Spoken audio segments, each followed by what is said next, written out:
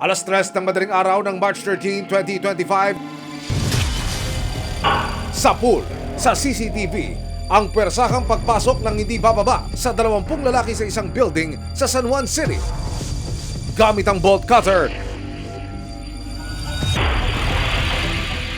binasag nila ang glass door para mapasok ang isang opisina. Hinampas at sinira nila ang ilan sa mga CCTV sa loob nito.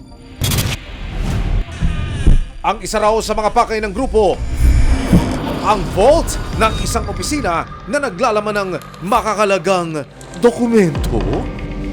Ayon sa CIDG-NCR, lahat ng lalaking naaktuhan sa video, mga security guard.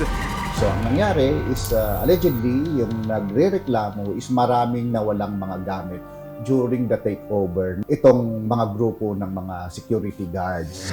Pero hindi pa raw sa mga eksenang ito natapos ang panggugulo ng mga secu.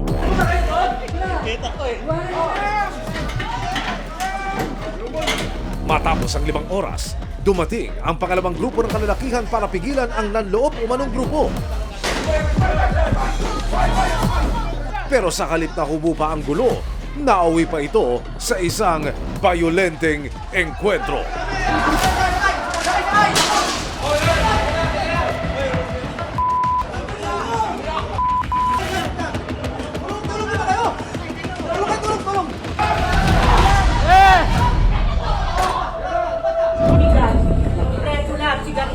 Sa isang cellphone video, maririnig ang naghihimutok na tindera sa loob ng gusali. Kawawa naman ako, inuutang ko lang tunan ko. Grabing ginawa nila. Sa kasagsagan kasi ng away at gulo ng dalawang grupo, ninakaw di umano ang kanyang kinita at maging ang kanyang mga paninda. Pera ko 32,000 ninakaw ko. Pagdating namin kanina madaling araw, bukas ng kantin ko. Yung pera ko yan ang paninda. Kawas, limas na, pati mga bigas.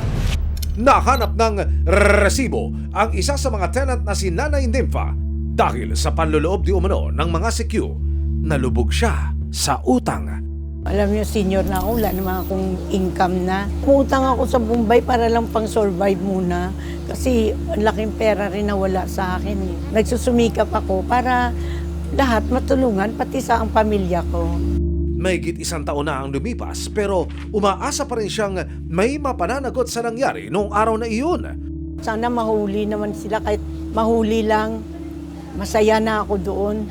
Kasi hindi ko na rin mabalik yung pera eh. Hindi na rin mabalik yung pinanguha nila dyan, pinanghakot nila. Maraming salamat sa panonood, mga kapuso. Para masundan ang mga reklamong nasolusyonan ng resibo, mag-subscribe lamang sa GMA Public Affairs YouTube channel.